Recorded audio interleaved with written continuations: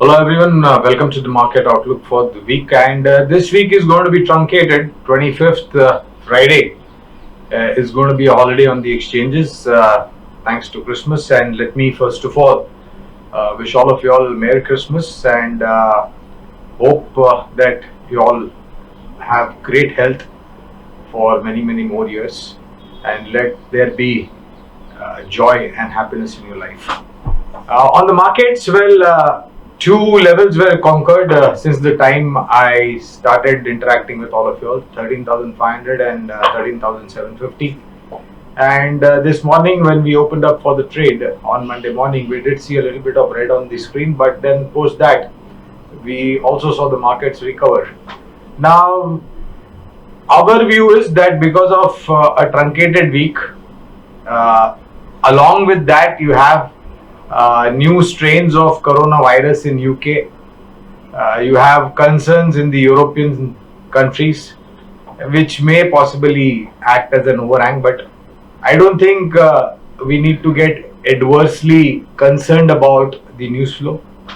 And my understanding is that the respective government in the respective countries will take appropriate steps and measures to contain the spread, and whatever appropriate measures that need to be taken would definitely be put in place. So I am not, and moreover, I am more concerned about what happens to Brexit rather than what is happening in UK with the new strains of coronavirus, to be very honest with all of you. So we may possibly react to the news flows globally for this week, and being a truncated week, I think uh, we may trade with a narrow range, sometimes negative, sometimes positive. It's only prudent, like I've maintained, every time we make a new high that has been anticipated by a lot of people, markets always give you a consolidation period, a brief range where the market moves, profit booking, if you will, comes in the market. And that's what exactly I believe is reflected for this week, and even next week. Actually, if you go to see 31st December, which is a Thursday, happens to be the expiry last day of 2020, and expiry day as well. So this and next week, I think, up until we see the beginning of a new year 2021, I think there could be choppiness and volatility. I don't see any huge uh, correction or a huge sell off. Maybe slowly, steadily, we may uh, grind lower. We may test 13,600, 13,500. Why 13,500, friends, is because that was the resistance earlier, and every time we break a resistance level and move up, that resistance level becomes a support. This is the technical side of the market. So I mean, all dips should be used as buying opportunity. Short to medium term, I think you should take at least 50% or 60% money off the table. And if you're really hungry for more, if you have the high risk appetite, go on, you know, trailing your stop losses on the higher side as the investment goes higher, whichever stocks and sectors you bought from a short to medium term point of view.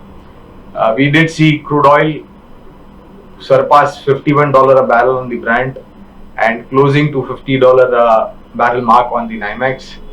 Like I mentioned, friend, even last time while I was interacting, that this is the seasonality every year. This time of the year, you see crude oil prices boil because of the severe winter conditions across the globe, and the demand going up.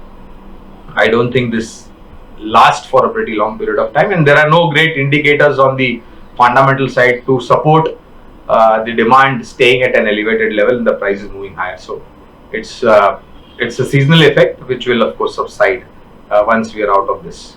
On the rupee dollar front, though we are trading closer to 73.80, 85 as I speak to you, I think the broad range remains on the strength: 73.25, 73.40. On the weakness, 74, 74.25. That's going to be the broad range. On the markets, back again, I think flows have been robust from the FIs. Domestic guys have been taking money off the table some days, and some days there have been positive numbers. Uh, I really am not too concerned about the flows because this is a liquidity driven steroid rally, if you will, And given the, earlier, friends, there was a time come November, December, most of them on the street would start talking to you about FI selling, being a year end, etc., etc. But what I have noticed personally, and correct me if I'm wrong, since last 1 or 2 years, especially since last year, no business channel or no expert talks about, November, December year end selling by the FI. In fact, to our own surprises, this entire month, in fact, November and December, despite we are approaching the fag end of December, we are seeing huge robust numbers. So I think it is really surprising to see that.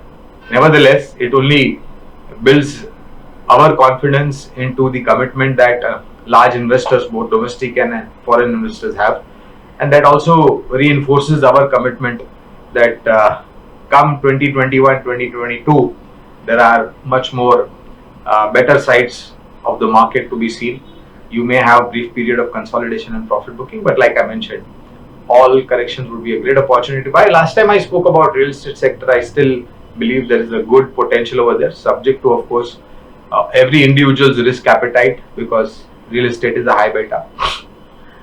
Followed by, I think, with this pandemic again coming in a new form, in a new avatar in UK, I think pharma and IT, these are the safe haven bets in uncertain times like this. So one of the investment ideas that we are, of course, there are a whole host of ideas in the IT and pharma universe, but Cadila Healthcare is something that we are extremely positive.